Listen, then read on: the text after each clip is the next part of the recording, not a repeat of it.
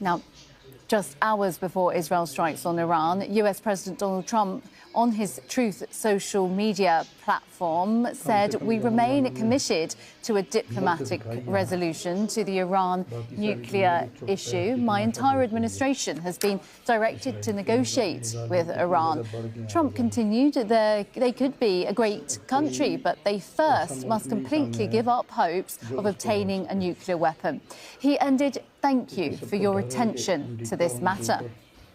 That was the President of the United States, then Alan Fisher, who joins us live from Washington, D.C. So the President there speaking on Truth Social. Is that the very latest that we have from Washington then? Well, that was a few hours ago. That was several hours when perhaps Donald Trump was aware that the Israelis were going to launch an attack. But as we've heard from a number of officials, the US was not involved and was not assisting in the attack. Donald Trump still believes that there is room for negotiation. Of course, that seems highly unlikely now, given what has happened over the last couple of hours in Tehran. Steve Witkoff, who is, of course, his negotiator with the Iranians, was planning to be in Oman on Sunday for the 6th round of talks.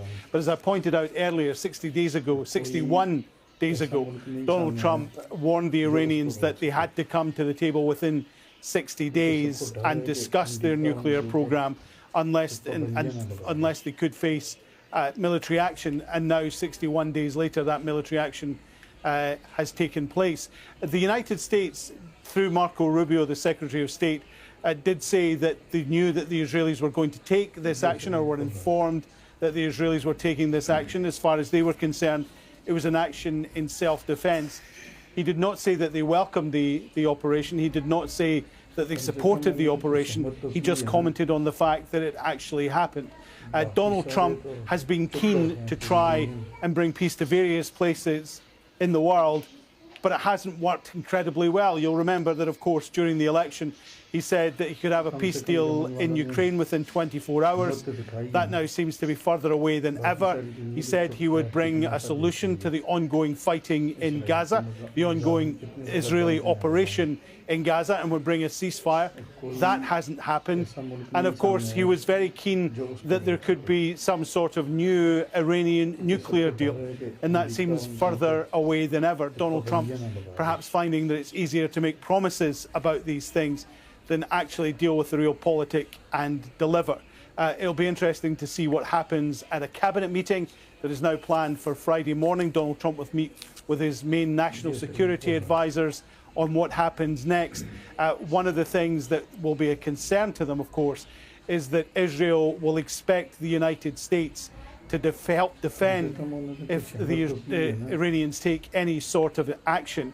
And Donald Trump has, to a degree, painted himself into a corner on this, given that he constantly refers to himself as the most pro-Israeli president that the United States has ever seen. But what is interesting on social media, there are certainly people warning Donald Trump not to get involved in a war that many people see this as Israel's war.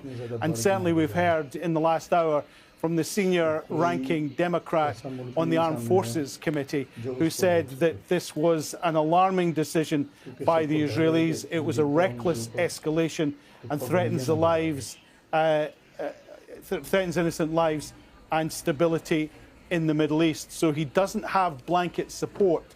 And so it'll be interesting to see what his next move is, particularly given that Benjamin Netanyahu essentially tied the US to the Israeli action by thanking him so profusely during his short statement.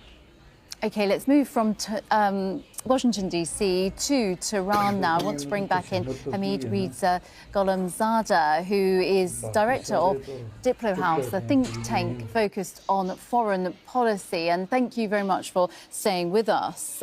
Just latest reports then coming into us that two leading nuclear scientists could have been killed in these attacks. What are you hearing then? You are joining us from Tehran, and what has the reaction been there? So far, we have confirmed reports of martyrdom of IRGC commander, General Salami, and also the two scientists, Mr. Tarabachin and Abbasi.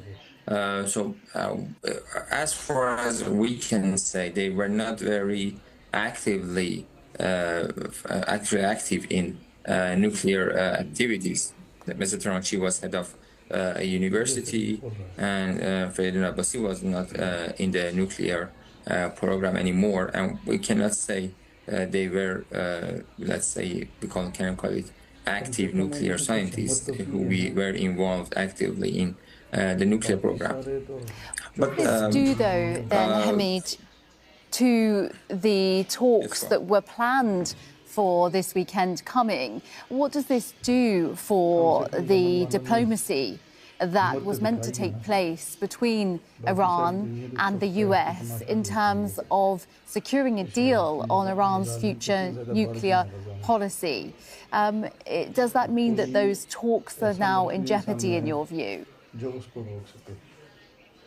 It's clear now that, more than before, it's clear now that the talks were the carrot part of the story, and now the threats and these strikes are the stick part of the story. So with this situation, the talks doesn't mean anything anymore.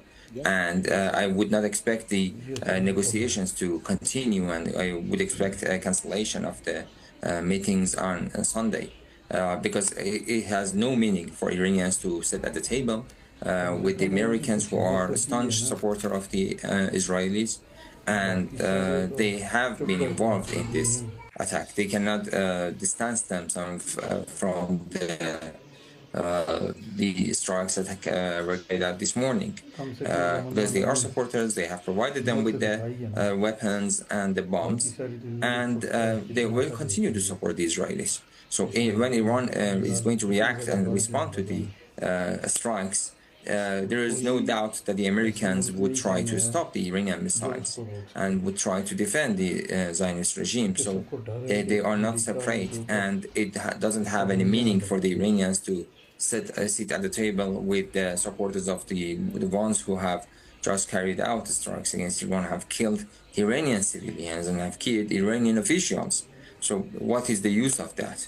Iran just wanted to prove that it is open to diplomatic solutions to ensure the world that Iran is not pursuing a nuclear weapon, and is open to mutual respect discussions to show that it and give guarantees that its nuclear program is peaceful. When the other side does not want to do such a thing, there is no meaning into sitting at the table and discussing with the Americans about guarantees and about making the nuclear activities transparent to the whole world. So Iran needs to actually step back and to cancel the negotiations and stop the nuclear deals with the discussions with the Americans, and actually with considering the recent resolution of the Board of Governors of the IAEA, Iran might actually consider other steps, further steps as well, to quit NPT and to completely make its nuclear program something that would be not transparent to the whole world. Hamid, do stay with us. I just want to bring back in our correspondent here in the studio with us, Ali Hashem. We're seeing the latest pictures coming into us, as we have been for the last couple of hours now, with these breaking news lines that Israel has launched attacks on Iran, on Tehran, but also other areas of Iran. I mean, looking at those pictures there, there's widespread destruction and likely to be a huge number of deaths, not just with these figures, these high-profile figures that we've been hearing about, commanders in the military, but also women, children, just ordinary people. Well, this is an act of war, and actually, as it's now clear, the Iranians are currently in a situation where they are deciding what's going to be the next step. Of course, what's obvious is that a next step is going to be retaliation. Now, What's the scope of this retaliation? Is it going to be a declaration of war? Is it going to be a tit for tat?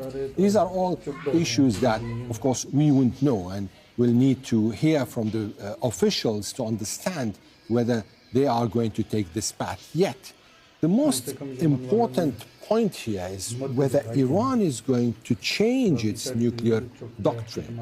There have been several indications in the past, and actually in different conversations between myself and Iranian officials with respect to the Iranian nuclear doctrine, there were some kind of analysis from them, or at least they were suggesting that in the future there might be a change in this doctrine. However, without having any kind of a, let me say, military dimension. But would such an attack on Iran take this leadership towards deciding to change or diverting its nuclear doctrine towards pursuing nuclear bombs? This is actually the game changer here. And actually, I wanted to ask this question to Hamid Reza Gholamzadeh. I don't know if he's still with us.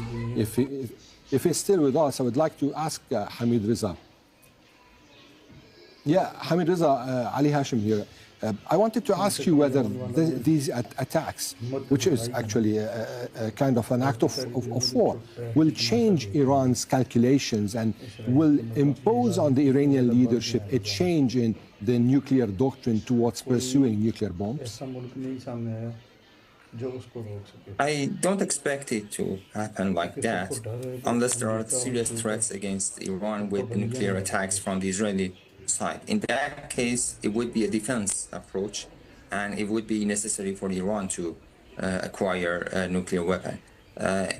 Other than that, I would not expect Iran to change its doctrine, at least in short term, because the fatwa by the leader is still in place.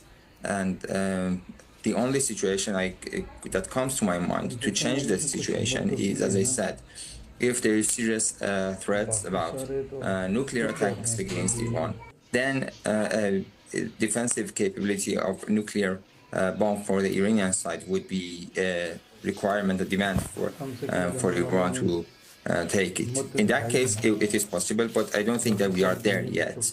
The first change that I would expect, as I just mentioned, is that the Iranians would stop their cooperation with IAEA. Maybe gradually, first of all, they're not going to be that cooperative that they used to be, especially after JCPOA. They might leave NPT and other protocols and such things. So in that case, it would be the first response from the Iranian side, technically, about the current situation that we are in. Okay, let us turn now to Tawhid Asadi, who joins us from Tehran. Tawhid, I just want to ask you about reports coming into us that Iranian TV saying that nuclear sites and nuclear figures have been targeted in these attacks. What more can you tell us on that front? Well, let me just give you a picture of what happened so far. We know that at around 3:30 local time in the morning, there were reports coming out about the different explosions being heard in the capital of the country.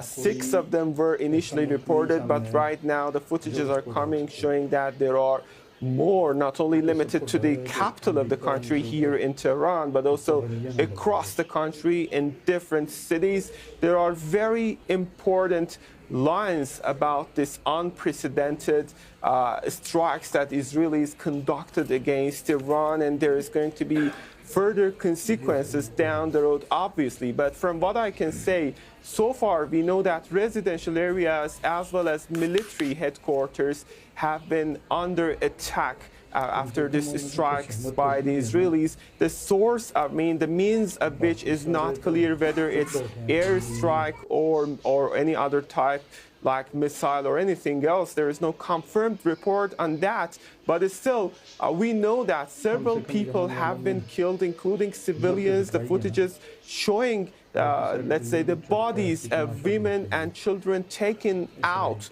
from one of the scenes of this strike But the breaking news here is that it was reported and later confirmed that the commander of IRGC, the chief commander of IRGC, Hossein Salami, has been assassinated alongside with another, let's say, top commander of IRGC,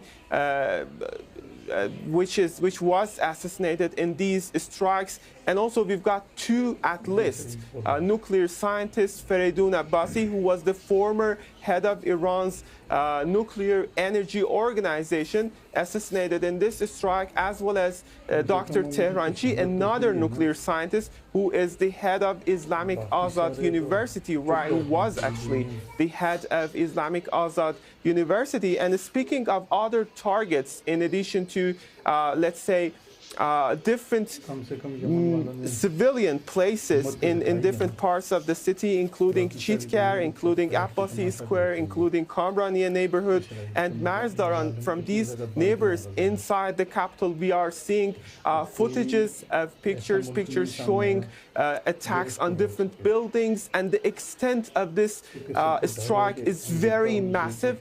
And there are different types, it seems. For example, in one of these scenes, I saw that just one particular floor of a building has been hit, showing the targeted and precise nature of these attacks. Also, in other cases, we see massive explosions damaging the nearby buildings in the city, and also a research center, the detail of which is not known yet, is reported to be attacked. And also, a skyscraper in Tehran is reported to be attacked. And in terms of other facilities, we know, or at least we have confirmed and unconfirmed reports on other military and nuclear sites across the country being hit, most important of which I can refer to Natanz nuclear facility, which is critically important when it comes to the enrichment program of the country. But still, reports are coming that the sound of explosion has been heard from different cities and provinces across the country, including Ilam, Hamadan, Khorramabad, Tabriz, Maraghe, Piranshah, and other cities. There are reports coming that the voice and, I say, sound of explosion have been heard. Air defense system of the country is said to be activated and under 100% preparation. Also, reports are coming that there is a possibility for a next wave of attacks, and Iran is getting ready for that. And last but not the least, the reports are coming that now the air, there is no flight across the air of the country, and what we see is that all flights have been cancelled. Previously, the Imam Khomeini Airport, the main international airport of the capital, announced that it's going to suspend all its flights until further notice. And also, we've got the same statement coming from the Mehrabad, the local, actually, airport in the capital, saying the same thing, but it's still in a broader context. Right now, you don't see any airplane on the air of the country. That's what we have for now, but the story is developing and we are waiting for further details coming out.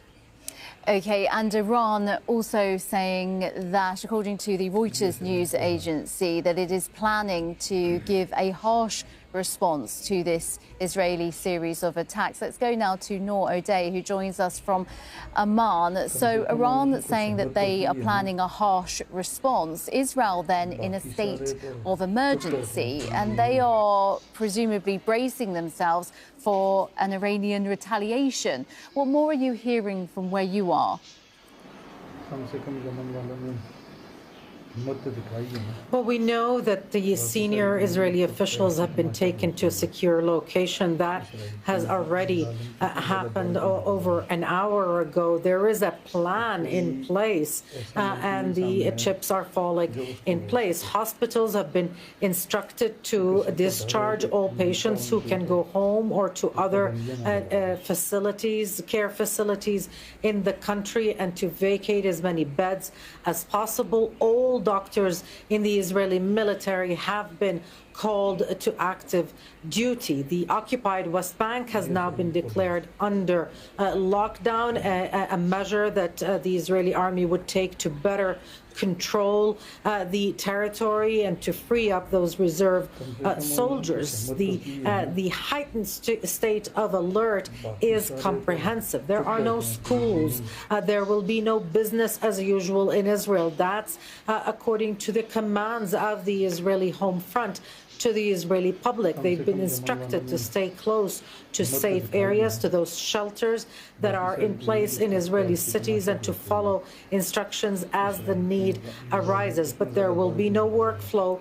The economy will not be going on as normal, and it is really up to the Israeli military how life can proceed in the coming hours and days. The Israeli news outlets and the Israeli military radio says that they anticipate a powerful response from Iran in the coming hours. At the same time, they're also really talking and boasting about these attacks, which continue.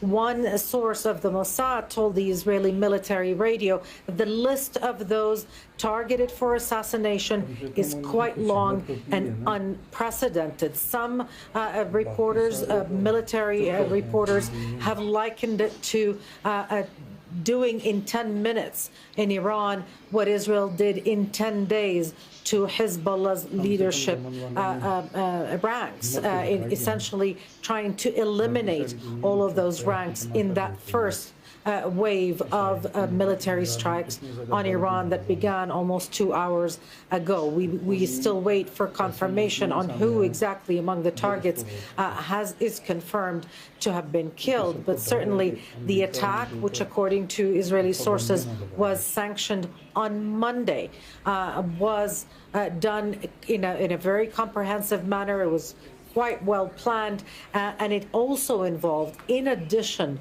to the airstrikes, it involved clandestine activities and attacks by the Mossad. That's according to, again, the military radio, as close to an official statement as we can get at the moment. Certainly everybody's really on edge, waiting to see how this will happen, what kind of Iranian retaliation will happen, and what ramifications that will have, not just for Israelis, but also for Palestinians who are in the crossfire, whether they want to or not. Let's take you now then to Washington, D.C. Let's go to Alan Fisher, who joins us live from Washington, D.C. now.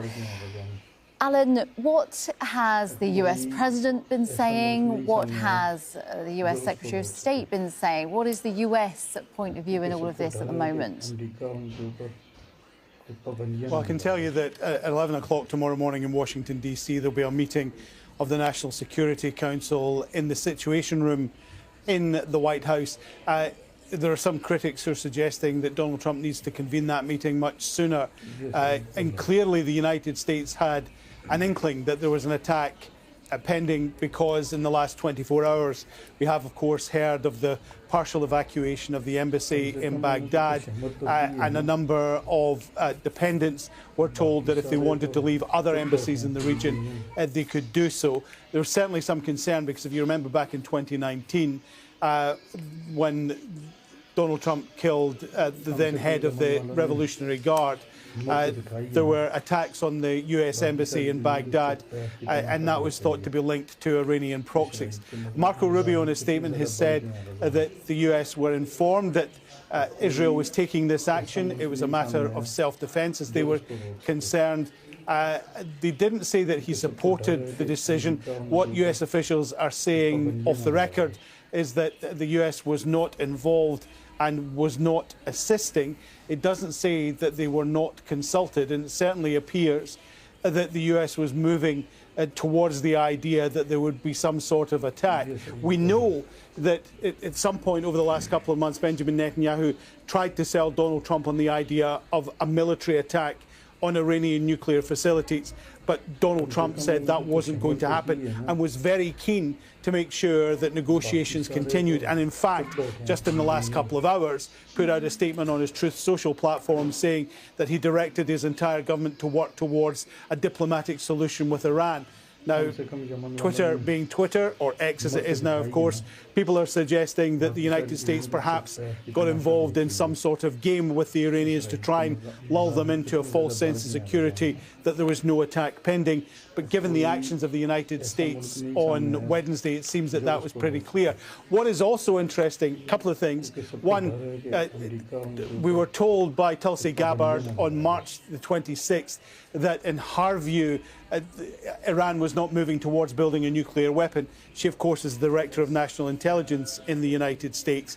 And over the last couple of months, we've seen Donald Trump move Iran hawks out of his orbit, including Mike Waltz, who was his first national security advisor, people who were very keen on launching some sort of military action against Iran, and they have moved out. Now, obviously, the suggestion is that Benjamin Netanyahu may well have seen that, worried that he might not get US support, and decided to cash in on the fact that Donald Trump has sold himself on the idea that he is the most pro-Israeli president in history, and so took this action, and just assuming that if Iran does take any sort of response to what has happened, then the United States will stand by them. But there's many people on right and left of the American political spectrum are saying that the United States cannot, should not, must not get involved in a battle that is really Israel's to fight, and the US should let them continue. People suggesting even that I was speaking to one expert who said that this is indeed a preemptive strike by the Israelis. Benjamin Netanyahu has preemptively finished the discussions that Donald Trump was having with the Iranians about their nuclear weapon program. OK, Alan Fisher in Washington, D.C., thank you very much.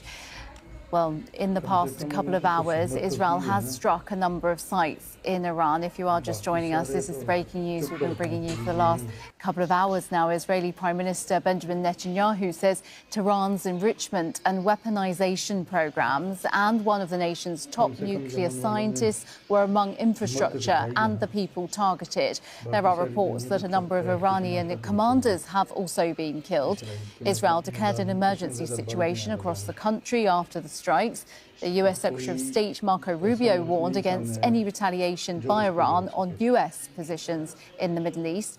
Rubio said the US was not involved in the attack, and he said Israel advised the US that they believed the strikes were necessary for their self-defense. Security sources in Iran say Tehran is planning a harsh response. Well, Al Jazeera's correspondent Ali Hashem joins us here in the studio. I just want to focus in, Ali, now. We've been hearing all kinds of reports about the military commanders that could have been targeted and killed in these attacks, and also these nuclear scientists. But what do we know about the numbers of people who have been killed? Clearly, there are civilians who have been killed here from the pictures that viewers are seeing on their screens now. Are there any official lines on how many people are dead and injured at the moment?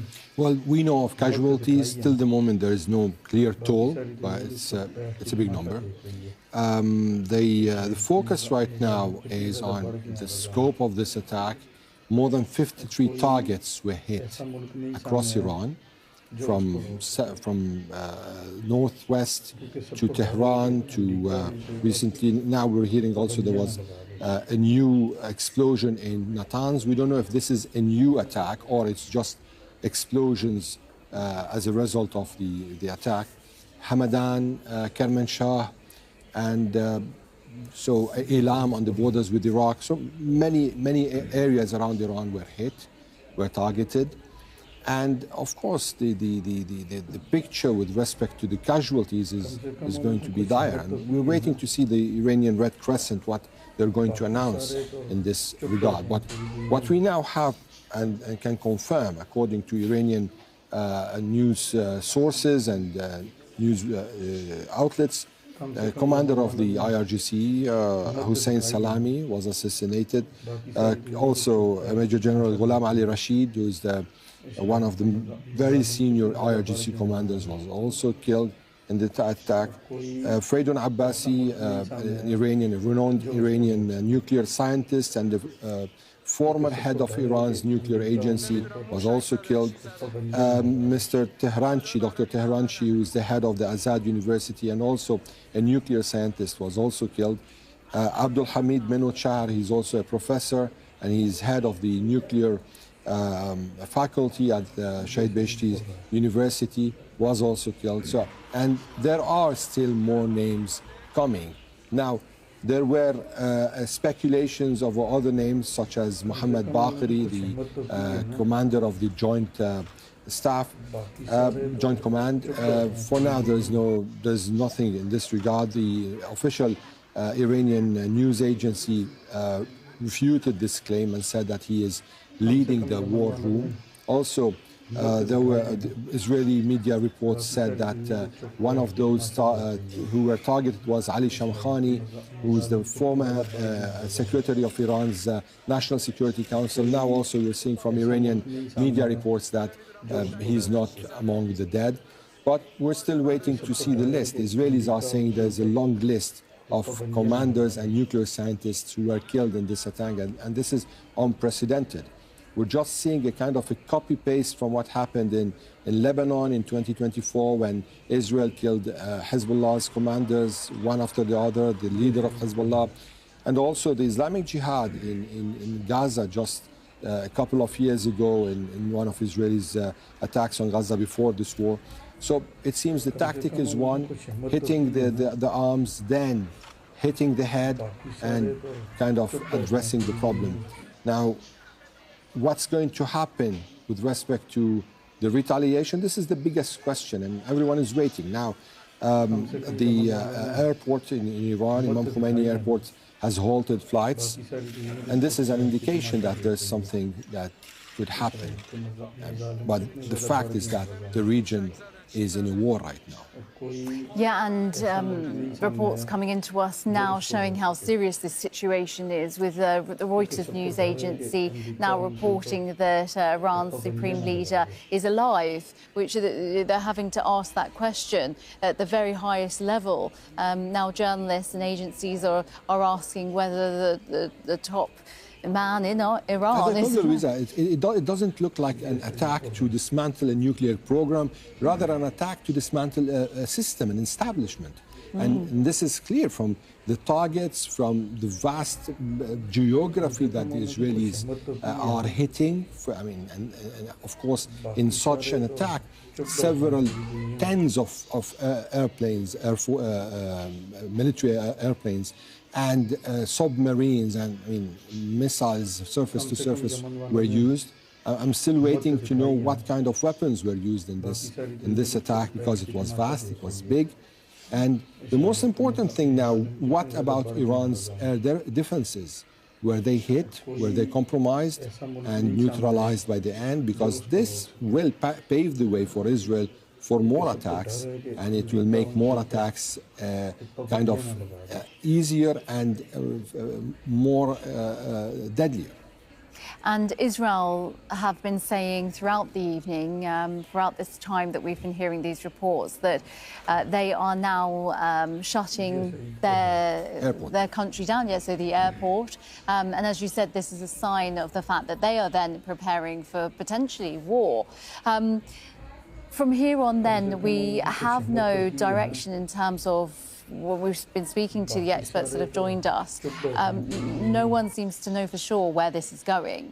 But clearly there's a lot of concern on both sides. And then we have Iran saying that they will hit back with force. And then the US coming in, the Secretary of State Marco Rubio saying, pretty much warning Iran to stay away from any US targets. So it seems with all of those facts in place and all those statements that there is a large fear that this could escalate from all of those parties involved. Well, indeed. If Iran is going to hit directly on Israel, then it's not going to be just like the one in October. It's not going to be like the one in April.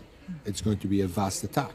Now, what's the scope of this attack? Where are they going to hit? And is it going to be deadly? Are there going to be casualties? Are we going to see more tit for tat? And the Israelis are keen to continue this campaign, and they said it. This is going to take as much as it needs to dismantle Iran's program. Well, how much will this stay? And who is going to intervene or interfere in order to stop this war? Because now, we are in a state of war. This is this is very complicated, and it's not anymore about killing a commander somewhere in Syria or in Lebanon, or doing a clandestine security operation inside Tehran. This is about an act of war. Several civilians killed, several major, or let me say senior commanders and officials are killed. So how Iran is going to address this, I think it's going to be very complicated, especially if the Iranians are also still keen to put aside the Americans. I mean, because in the past, the Iranians were saying that they are going to retaliate towards American bases in the region. But now if they are going to retaliate directly to Israel, how is this going to happen? The third and most important thing, and we've been discussing this, what about the nuclear doctrine? Will it stay the same? Will it change? Because the Iranians are going to limit their coordination or cooperation with the international agency, the International Nuclear Agency. So this would mean the program will go into a situation of ambiguity, and there will be a cloud surrounding the nuclear program. Now, whether this nuclear program is going to be completely destroyed, this is also a big question, because it's a very complicated network of facilities. And yeah, we are actually speculating. It's been just like a couple of hours, 3 hours since this has started, but it just turned the whole region upside down. Absolutely, yeah, turned the whole region upside down. Let's turn to Noor O'Day, who joins us from Amman now. And Noor, I'm just wondering what the very latest is from what you're hearing. I've just got a line that I just wanted to bring viewers. Israel saying that, according to the Reuters news agency, reporting that Israel saying they fully coordinated with Washington on Iran. That word coordinated, very particularly used there. I'm just wondering, Noor, what you're hearing from where you are in Amman. We're hearing much of the same from Israeli media reports and sources close to the Israeli Prime Minister. Interestingly as well, the Israeli Broadcasting Authority said that up until now, the Israeli Air Force, the Israeli fighter jets, have not been met with any kind of air defense from Iran. And this might corroborate what Israel had claimed the last time there was a strike on Iran, that it had decimated Iran's air defenses. Of course, we wait to see whether that is true or not, but certainly it's an interesting line coming out of Israel that the Israeli fighter jets did not face any kind of resistance in those ongoing attacks against Iran. And that as another line, of course, is that the assassinations that we're now receiving more and more confirmations of may not have all been done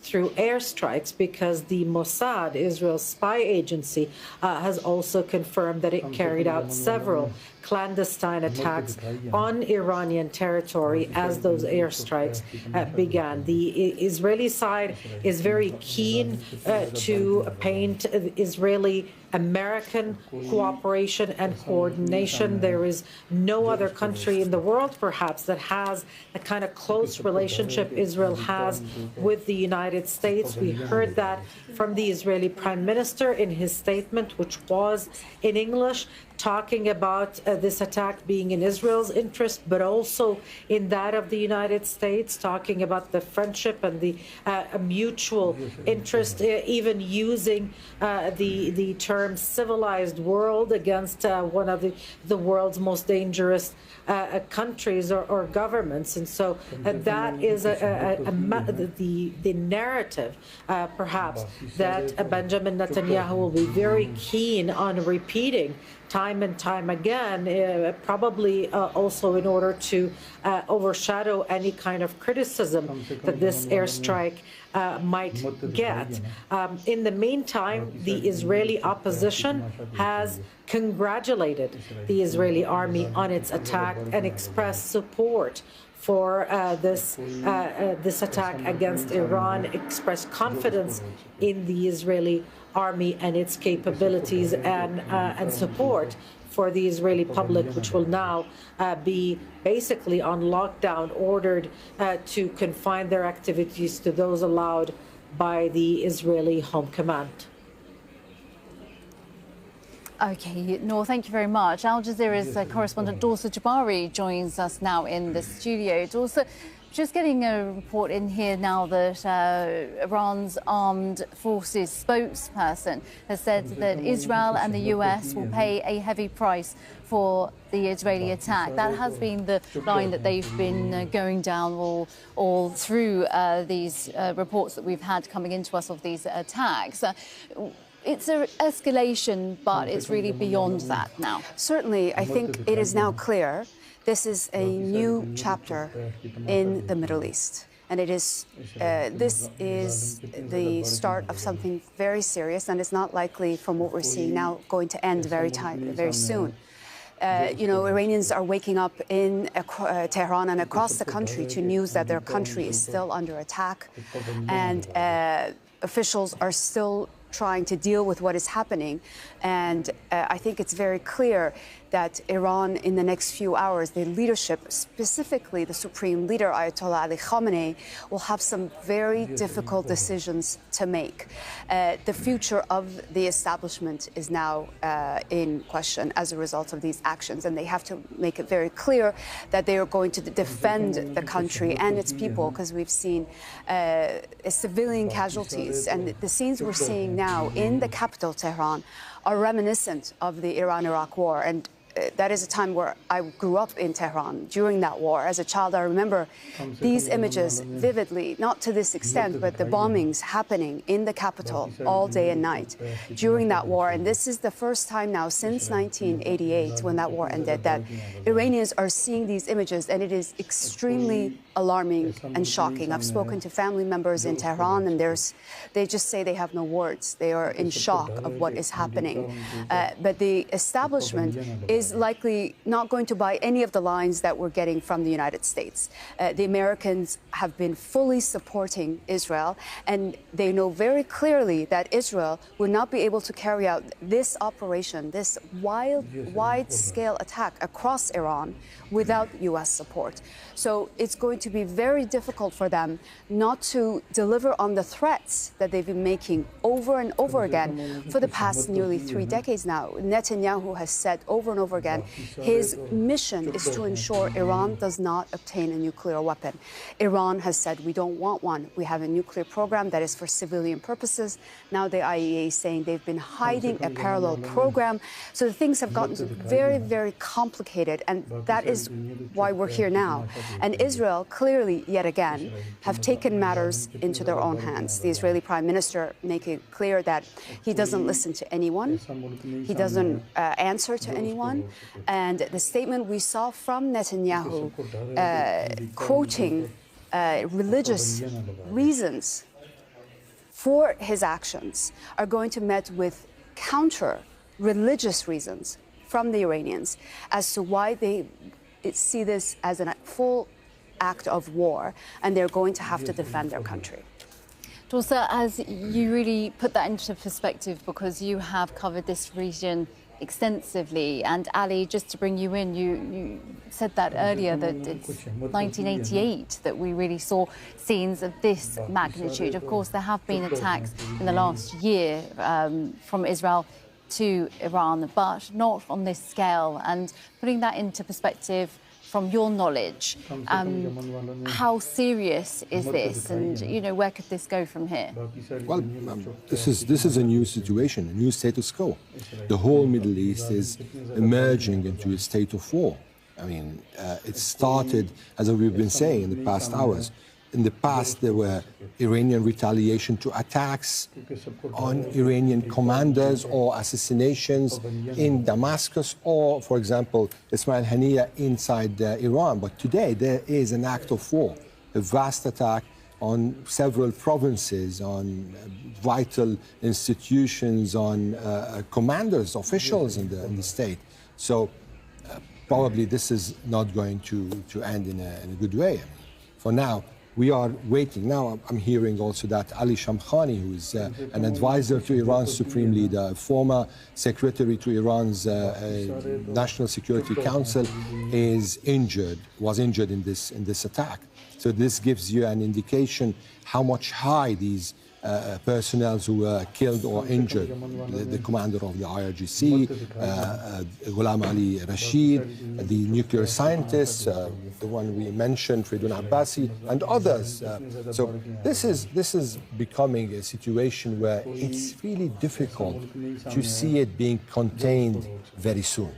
We'll live with it for some time. I just want to bring you back in here. From your coverage of events over the last couple of years, clearly Israel they will see this as a successful attack, and they have inflicted a great deal of damage, clearly just from the pictures that we're seeing coming into us.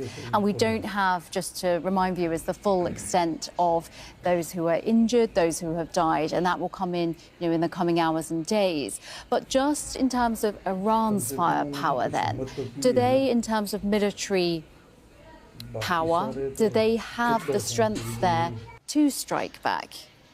Well, I think we've seen the two attacks that Iran launched on Israel last year, one in April and one in October. We saw a preview of what Iran is capable of. They have a huge arsenal of missiles and drones, and that is their strength. And they are known in the Middle East as having the largest missile program in the region. So they just put that on display a little bit in those attacks. I think now what we're expecting is the Iranians to overwhelm the air defense systems in Israel. And that is why we've had Israeli officials telling civilians to not leave their homes, because they're expecting Iran to respond in this manner.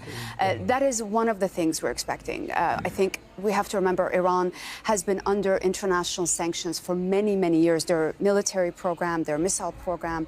So it's been very difficult for them to advance at the rate that they would have wanted to. But despite that, they've managed, with the help of Russia and China, to really go as far as they can. And they've spent a tremendous amount of money on their defensive capabilities.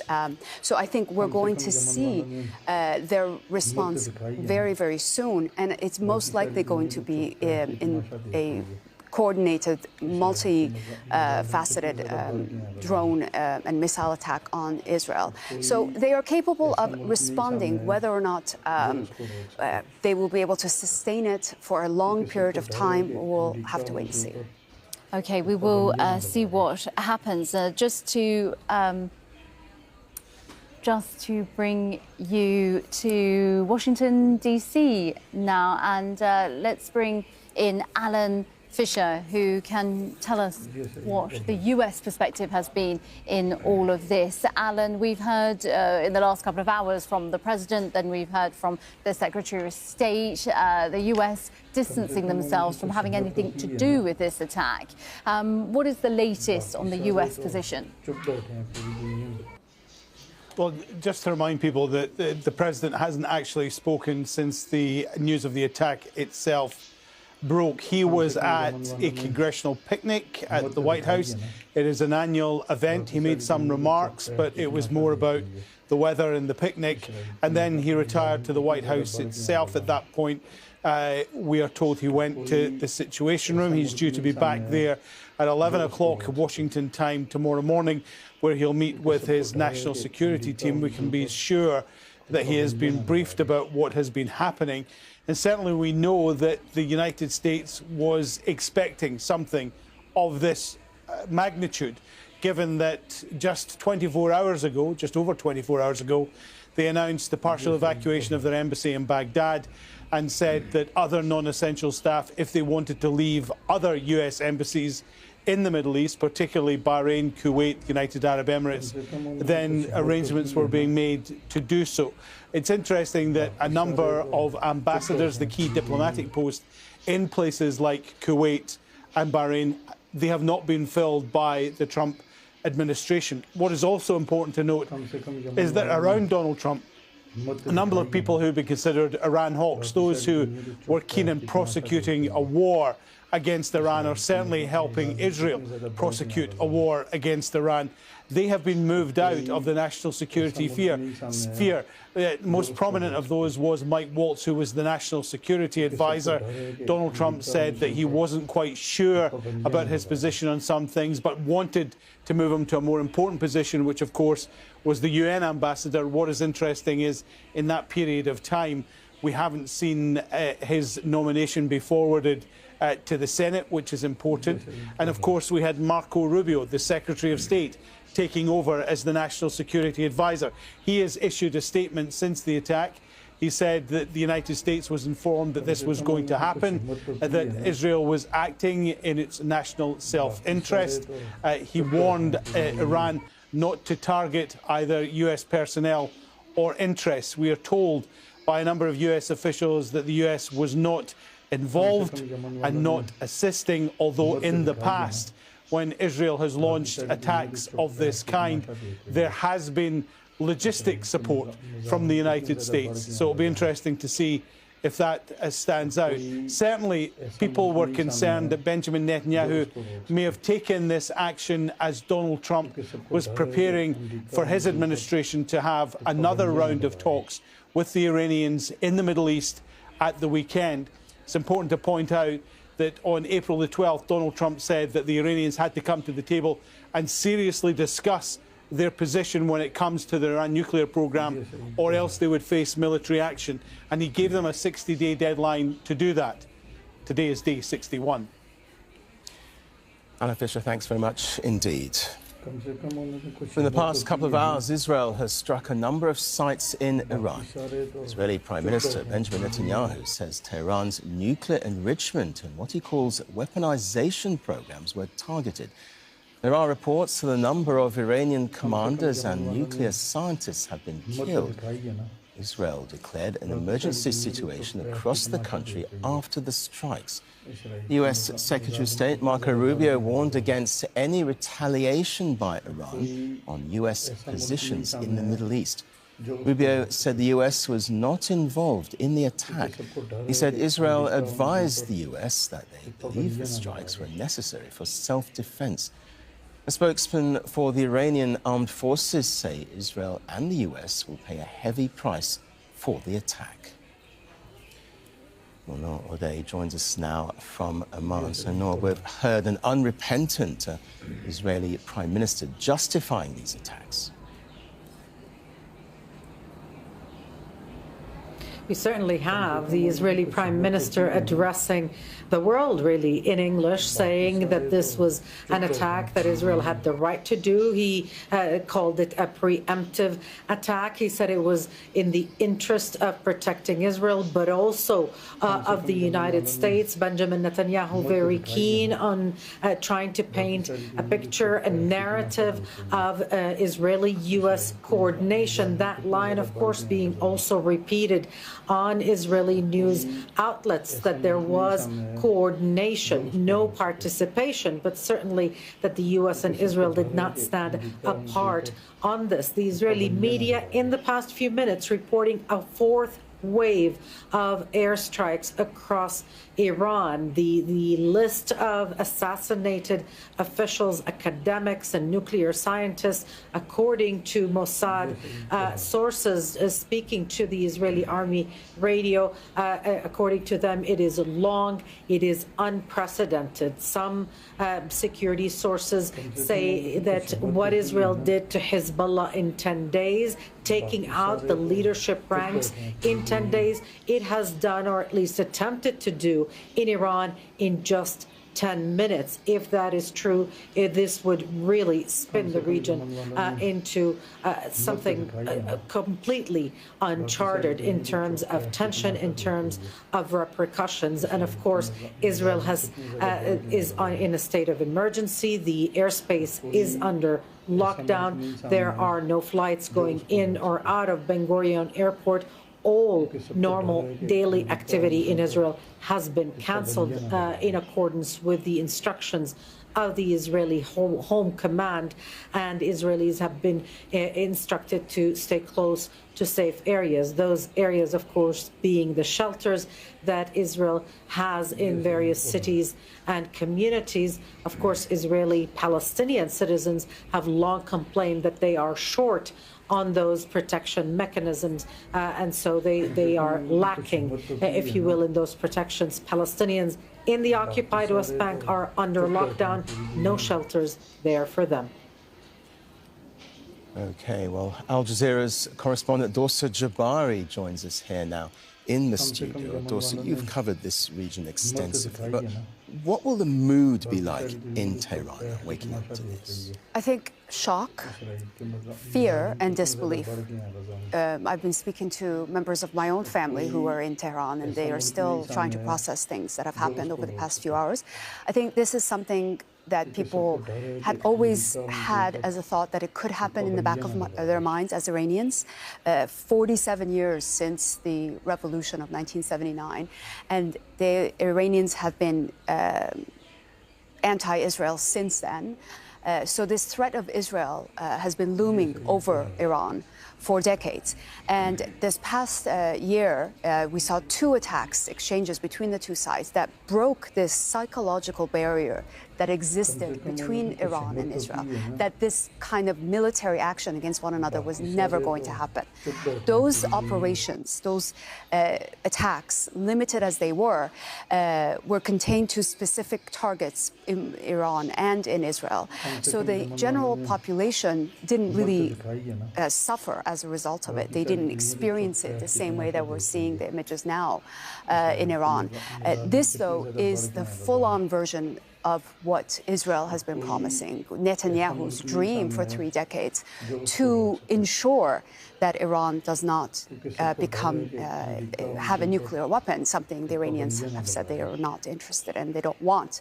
So we have seen these images now, and what people are experiencing waking up in Tehran now on a Friday, it's a holiday, public holiday, is going to be very, very traumatizing. It's going to be very, very difficult for people to process what is happening and the scale of it as well. And as we understand it, it is ongoing. It hasn't ended, the operation, as Israel has said. So the last time Iranians saw these images in the capital and other cities was during the Iran-Iraq War. And I remember as a child growing up in Tehran, the capital would come under attack on a daily basis. So those memories linger with that generation. The new generation, however, has never witnessed anything like this. And so it's going to be very much a shock. And we're seeing civilian casualties already as a result of this attack. So it's going to be very difficult for Iranians to come to terms with this finally happening inside their country. And of course, the question they will have is, what will the officials do to respond? And just want to tell you that we've heard from the Iranian Supreme Leader, Ayatollah Ali Khamenei. He has issued a statement paying condolences to what he says are martyrs, the nuclear scientists and officials from the military. And he's also warned Israel that there will be a bitter and painful fate that is awaiting Israel. Okay, well, Al Jazeera correspondent Ali Hashim is also with us here in the studio. Ali